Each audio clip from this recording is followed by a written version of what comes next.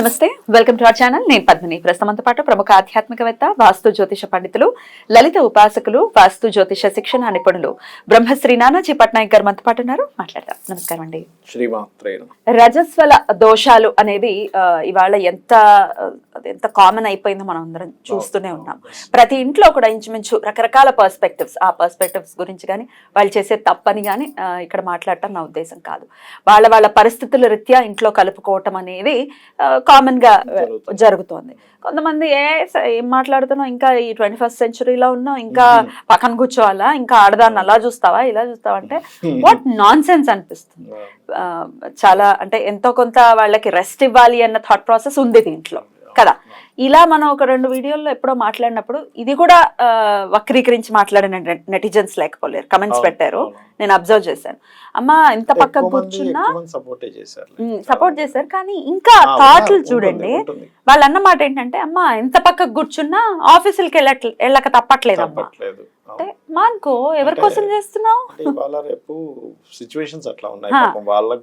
నేను అదే అంటున్నా, ఆ సిచ్యువేషన్స్ అలా ఉన్నాయి. బట్ ఆఫీసులకి వెళ్ళినా ఇంట్లో పని తగ్గుతుంది కదా, అట్లీస్ట్ పక్కకు కూర్చుంటే మనం థింక్ పాజిటివ్ అన్న యాంగిల్లో మనం మాట్లాడతాం. Sir what ever it is, ఈ రజస్వల దోషాలు ఏదైతే ఉన్నాయో, అంటే నా ఉద్దేశం ప్రతి నెల ముట్లు కలుపుకోవటం రీత్యా ఏమైనా శాస్త్రం చెప్తోందా, ఏమైనా ఖచ్చితమైన దోషాలు ఖచ్చితంగా వస్తాయి, తద్వారా రకరకాల కష్టాలు పడేటటువంటి పరిస్థితి ఉంటుంది అనేది ఏమైనా ఉందా సార్?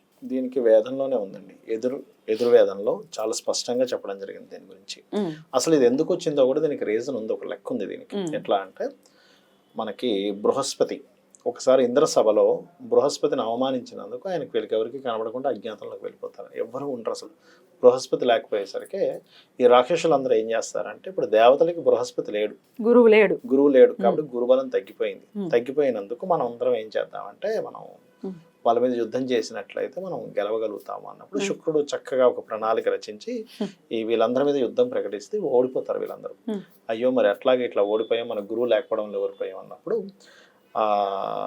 బ్రహ్మ దగ్గరికి వెళ్తే బ్రహ్మ ఒక సలహా ఇస్తాడు. సరే ఇప్పుడు గురువు లేడు కదా, ప్రస్తుతానికి విశ్వవసు అని ఒక అతను ఉంటాడు, అతను గురువుగా స్వీకరించండి, త్వష్ట ప్రజాపతి యొక్క కొడుకు. సరే అప్పటికి ఇంద్రుడికి డౌట్ వస్తుంది, అతను కొంచెం రాక్షసులకి మేనల్లుడు అవుతాడు కదా, మనం ఏమైనా ఆయన్ని గురువుగా తీసుకుంటే అవిస్సుల్లో అటు వెళ్ళడం ఏమైనా జరగవచ్చేమో అంటే, ఆ ఛాన్స్ ఉంది, కాకపోతే నువ్వు కొంచెం అది జరగకుండా చూసుకొని కంటకని పెట్టుకొని ఉన్నాడు అంటాడు. వీళ్ళు అనుమానించినట్టుగానే ఆయనకి పాపం మూడు ముఖాలు ఉంటాయి అతనికి. సురాపానం ఒక ముఖంతోనేమో ఇట్లా 3 ముఖాలు అన్నం తినడం ఇట్లా చేస్తాడు 3 ముఖాలతో. అయితే ఇది బయటికి మాత్రం చక్కగా దేవతలకి అవిస్సులు అందుతున్నాయంటే చేస్తూ, పక్కకు మాత్రం ఆవిస్సులన్నీ రాక్షసులకి చెందేలా చేస్తాం. మొత్తం మీద ఈ విషయం ఇంద్రుడికి తెలుస్తుంది. అతని యొక్క ఖడ్గంతో వజ్రాయుధంతో అతని శిరస్సుని ఖండిస్తారు. ఖండించిన తర్వాత ఎంతైనా అసలు బ్రహ్మహత్యా పాతకం చుట్టుకుంటే అదే బ్రహ్మహత్యా పాతకంతో అట్లాగే అతని జీవితం వెళ్తాడు. అందరూ ఎక్కడికి వెళ్ళినా అసలు నువ్వు బ్రహ్మహత్య చేసావు అని. అప్పుడు ఆయనకి ఒక రకమైన ఇది వచ్చేస్తుంది, అది ఏమిటి పరిస్థితి అన్నప్పుడు దాన్ని నలుగురు పంచుకుంటారు ఆ పాతకాన్ని, ఆయనకి లేకుండా ఉండడం కోసం. అది ఎవరెవరు పంచుకున్నారు అనేటువంటిది వేదంలో ఉన్న విషయం. దీన్నే దేవి మనకి భాగవతంలో కూడా ఉంటుంది, ఇది సేమ్. ఇది ఒకటి భూమి, రెండవది చెట్లలో అంటే అన్ని చెట్లు కాదు, చెట్టు నుంచి కారే జిగురు, మూడవది నీటిలో ఉండే నురగలాగా వస్తుంది చూసారు, అందుకే నురగలాగా నీళ్ళు ఉంటే దాన్ని ఆచమనం చెయ్యం, బుడగలు ఉండకూడదు. అంటే మనం వాటర్ వేసుకున్నాం, అందులో నొరగలాగా అట్లా కనబడింది, దాన్ని తీసేసేయాలి, అలాగే చేయకూడదు ఆచమనం. 4వది స్త్రీలు ఎప్పుడు స్త్రీకి ఈ యొక్క రజస్వల దోషం వచ్చినప్పుడు అది బ్రహ్మహత్యాపాతం కింద చెప్తారు, అందుకే ఇది. అయితే భూమిలో కూడా ఏది పంట పండనటువంటి భూమి యజ్ఞానికి పనికిరాదు అంటారు. అందుకే అంటే పంట పండనటువంటి భూమి ఏదైతే ఉందో అక్కడ యజ్ఞానికి పనికిరాదు కాబట్టి అది బ్రహ్మహత్యాపాతకం ఉంది కాబట్టి అక్కడ మీరు అందుకే చూడండి, మనకి సీతాదేవి అతను మన జనక మహారాజు తవ్విస్తుంటాడు ఆ యజ్ఞం చేద్దామని, అంటే అక్కడ భూమిలో పంట పండితేనే యజ్ఞం చేయాలని. అప్పుడే సీతాదేవి దొరుకుతుంది, మనకి లభిస్తుంది, అక్కడ అమ్మవారు దర్శనం అవుతుంది, అక్కడ తీసుకెళ్తాడు.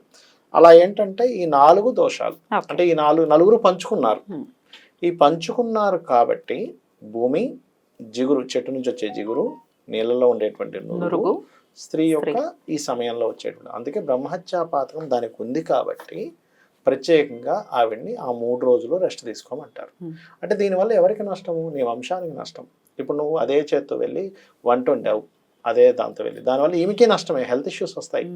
బ్రహ్మహత్యా పాతకం ఉన్నప్పుడు నువ్వు వెళ్ళి వంట వండావు, హెల్త్ ఎవరికి వస్తుంది? స్త్రీకి వస్తుంది హెల్త్ ఇష్యూ. ఆ పాతకంలో ఆ వంట వండి వేరే వాళ్ళు పంచిపెట్టావు, ఎవరికి ఇబ్బంది? నీ పిల్లలకేగా, పిల్లలనే కదా నువ్వు పాడు చేస్తుంది ఎవరిని? ఏదైతే తల్లి పిల్లలు బాగుండాలని కోరుకుంటుందో తెలియకుండానే పిల్లలు పాడైపోయే ఇది జరుగుతుంది తెలియకుండా. అప్పుడు మరి ఏ తల్లి, అప్పుడు తల్లికి ఉండాల్సిన నియమం ఏంటమ్మా? ఇది పాటించాలి కదా ఖచ్చితంగా, అవునా కదా? అందుకని ఈ నియమాలు చెప్పారు. అయితే ఈ నియమాల్లో కూడా శాస్త్రంలో చెప్పినటువంటి యాజ్ ఇట్ ఈస్ గా చెప్తాను నేను మీకు.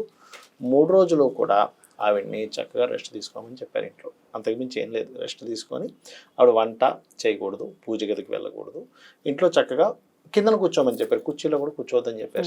సీరియస్ గా చెప్తున్నా. సరే మోకాలు నొప్పులు ఉన్నాయి, కిందన కూర్చోలేము, అలాంటప్పుడు కూర్చోవచ్చు. అనారోగ్యంతో ఉంటే దట్ ఈస్ డిఫరెంట్ కేస్, పర్వాలేదు. అలాగే చాలా మంది ఏమనుకుంటారంటే ఏముందండి అవతల వ్యక్తిని ముట్టుకోకూడదు అన్నారు, కర్రతో ముట్టుకుంటా పొలతో ముట్టుకుంటా అంటారు. అసలు అలా కూడా ముట్టుకోవద్దని చెప్పింది శాస్త్రం. ఇంకోటి ఏంటంటే ఒక రజస్వల అయినటువంటి అమ్మాయి ఇంకొక రజస్వల అమ్మాయిని కూడా ముట్టుకోకూడదు. అవును, ఇద్దరు ఆడపిల్లలు ఉంటే సెపరేట్ రూమ్స్ లో కూర్చోబెడతారు. ముట్టు కలవకూడదు అంటారు. ముట్టు కలవకూడదు, పర్టికులర్ గా కలవకూడదు. అలాగే మరొక విషయం ఏంటంటే అసలు ఇంకా శాస్త్రంలో చెప్తే పడిపోతారు. 3 రోజులు స్నానం చేయొద్దని చెప్పింది శాస్త్రం. అవునా? చెప్పిందమ్మా. నడవట్లేదు, హైజీన్ ఉండాలి అని అనుకున్నప్పుడు స్నానం చేయొద్దని చెప్తుంది ఆ 3 రోజులు కూడా. అదే విధంగా ఇప్పుడు సహజంగా ఏంటి 3 రోజులు కాకుండా 5 రోజులు అవుతుంది సాధారణంగా. 5వ రోజు కొంతమందికి స్నానం చేసినప్పటికి కూడా వస్తుంది, 6-7 days అవుతాయి. మరి అలాంటప్పుడు ఏమిటి అంటే శాస్త్రంలో చెప్పింది ఏమిటంటే మీకు 6వ రోజు 7వ రోజు కూడా జరిగితే కనుక ఇంట్లో పనులు చేసుకోవచ్చు, కానీ దేవతా సంబంధించినవి పితృ సంబంధించిన కార్యాల జోలికి వెళ్ళొద్దు అని చెప్పింది చాలా స్పష్టంగా. ఓకే. అలాగే మరి కొంతమందికి ఇప్పుడు అయ్యి మళ్ళీ 15-16 రోజులు 17 రోజులు వచ్చేస్తుంది మళ్ళీ. అలాంటప్పుడు 17 రోజులు వస్తే కనుక కేవలం స్నానం చేస్తే సరిపోతుంది, దోషం లేదని చెప్పింది శాస్త్రం. 18వ రోజు వచ్చింది అనుకోండి, అప్పుడు 1 రోజు స్నానంతో సరిపోతుందని చెప్పింది. 19వ రోజే వచ్చింది, డేట్ అయిన 19వ రోజుకే వచ్చింది, 2 రోజులు స్నానంతో సరిపోతుందని చెప్పింది శాస్త్రం. కానీ 19వ రోజు దాటితే మాత్రం మళ్ళీ 3 రోజుల నియమమే మనం పాటించాలి, కన్సిడర్ చేయాలి.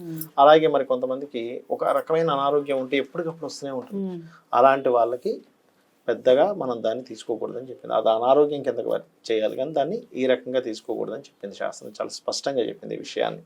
ఓకే. అలాగే మరొకటి ఏంటంటే ఇక్కడ ఈ రజస్వల సంబంధించినటువంటిది మనం మామూలుగా ఇప్పుడు చూడండి సర్పదోషాలు అంటుంటాం చూసారా. మనకి సర్పదోషాలు ఎట్లా వస్తాయి అనుకుంటున్నారు?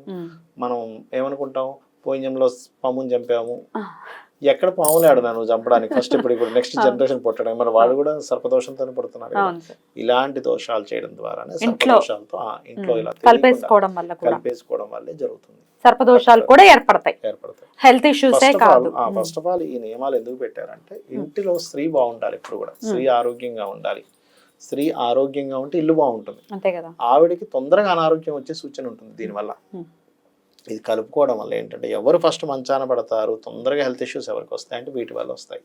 ఇంకోటి ఏంటంటే ఇవి చేసినప్పుడు ఏమవుతుందంటే కలిపేసుకోవడం లాంటివి జరిగేటప్పుడు మన చుట్టూ ఉండే నెగటివ్ ఎనర్జీ ఉంటుంది చూసారా, ఈ నెగటివ్ ఎనర్జీ తొందరగా మనల్ని పట్టుకుంటుంది. ఇవాళ రేపు చూడండి అందరూ పిచ్చి పిచ్చిగా ప్రవర్తిస్తున్నారంటే భార్యాభర్తల మధ్యన వివాహం ఎందుకు సరిగ్గా కలిసి ఉండలేకపోతున్నారు, ఎందుకంటే వాళ్ళ బుద్ధుల్లోని వాళ్ళ ఆలోచనలోని నెగటివ్ ఎనర్జీ ఎంటర్ అయిపోయి ఉంటుంది. అందుకని ఏమవుతుంది, అవతల వ్యక్తి పాపం అబ్బాయికి మంచి కోసం చెప్పినా చెడుగా అనిపిస్తుంది అబ్బాయికి, లేదా అబ్బాయి మంచి కోసం చెప్పినా అమ్మాయికి చెడుగా అనిపిస్తుంది.